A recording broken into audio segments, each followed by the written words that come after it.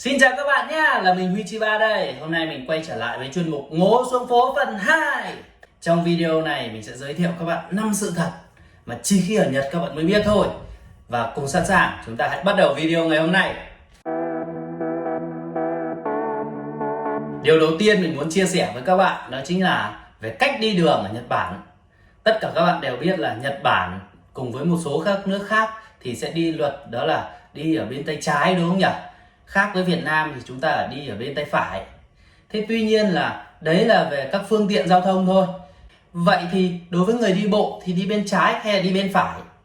Thông thường thì các bạn thấy rằng là người đi bộ thường là đi bên trái, đúng không nhỉ?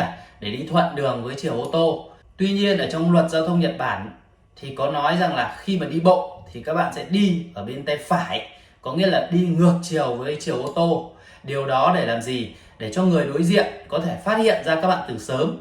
Nếu như trong trường hợp đi cùng chiều và không có làn đường dành cho người đi bộ thì rất có thể là sẽ xảy ra tai nạn.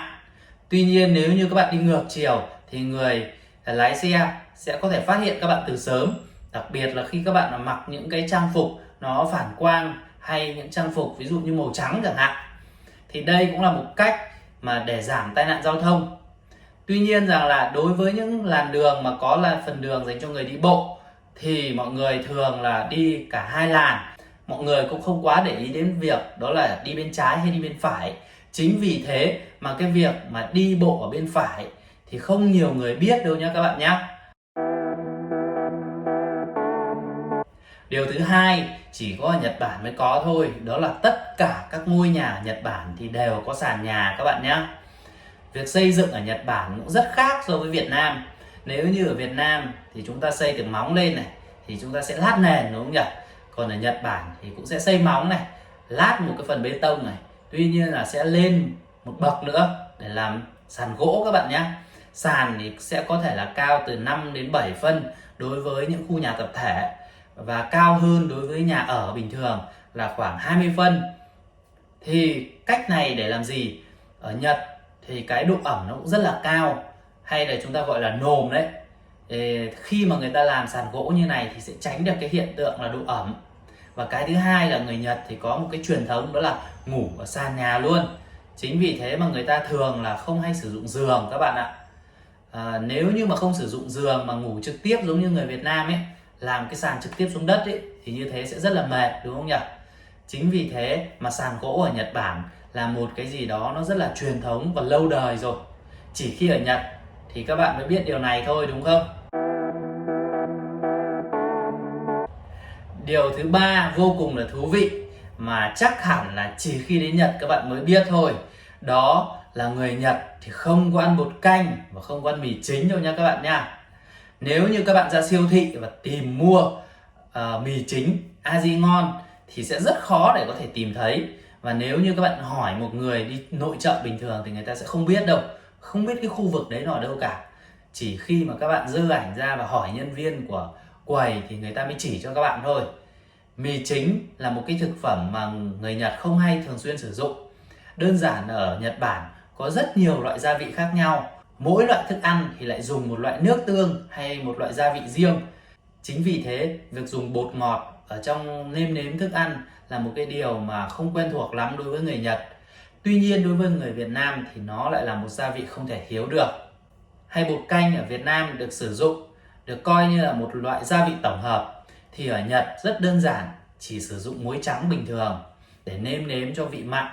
Nếu như các bạn muốn thêm có vị ngọt thì họ sẽ cho thêm đường, cho thêm nước tương hoặc một loại gia vị nào đó phù hợp với thức ăn. Chính vì thế nếu như các bạn muốn tìm mì chính hay tìm bột canh ở nước Nhật thì sẽ rất khó khăn đấy nha các bạn nhá. Điều thứ tư mình muốn chia sẻ với các bạn đó chính là việc tham gia giao thông ở Nhật Bản.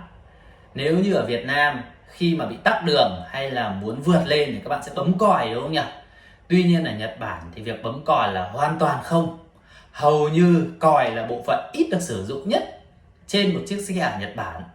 Người ta chỉ bấm còi trong trường hợp đó là đột ngột phải dừng gấp hay đột ngột phải gây sự chú ý thì người ta mới sử dụng còi thôi các bạn nhé. Còn nếu như xin vượt thì người ta chỉ xin nhan. Và người đi đường ở Nhật Bản thì cũng rất tuân thủ luật giao thông. đi một làn là một làn, sẽ không có chuyện mà vượt sai làn như ở Việt Nam đâu. Bởi vì nếu như bạn vi phạm luật giao thông thì các bạn sẽ có thể bị treo bằng và các bạn sẽ bị phạt rất là nặng. Và trong văn hóa tham gia giao thông của người Nhật thì họ có sự nhường nhịn nhau. Chính vì thế mà họ không thường xuyên bóp còi giống như là người Việt Nam đâu. Chính vì vậy các bạn ở Việt Nam nếu như xem được video của mình thì cũng hạn chế bóp còi đấy nhá. Bởi vì sẽ gây ảnh hưởng đến người khác đấy. Điều cuối cùng trong video ngày hôm nay mình muốn giới thiệu với các bạn đó chính là về cách viết ở Nhật Bản.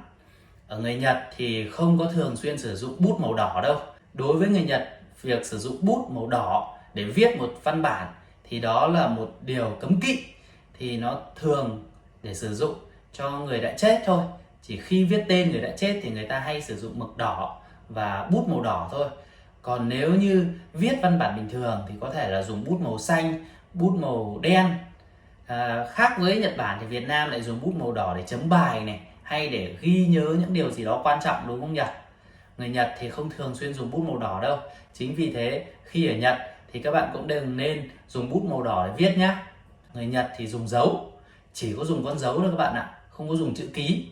Thì nếu như là mới sang Nhật thì các bạn sẽ nói rằng là thế dùng dấu này thì sẽ dễ bị làm giả, sẽ dễ bị ăn cắp, đúng không nhỉ?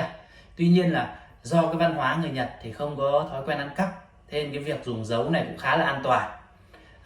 Tuy nhiên nếu như áp dụng cái việc dùng dấu này ở Việt Nam thì chắc chắn là sẽ không hiệu quả rồi, đúng không nào? Chính vì thế ở mỗi nước sẽ có những văn hóa khác nhau, và nếu như chúng ta sống ở đâu thì chúng ta hãy tuân thủ và làm theo những cái văn hóa đó, vì đó là một cái nét đẹp trong cách ứng xử trong cuộc sống của họ. Và video của mình đến đây là kết thúc. Hy vọng rằng 5 sự thật mà mình chia sẻ với các bạn trong video này sẽ giúp ích các bạn trong cuộc sống ở Nhật Bản. Nếu như bạn nào mà thấy hay thì hãy nhớ like và subscribe kênh YouTube của mình nhá. Xin chào.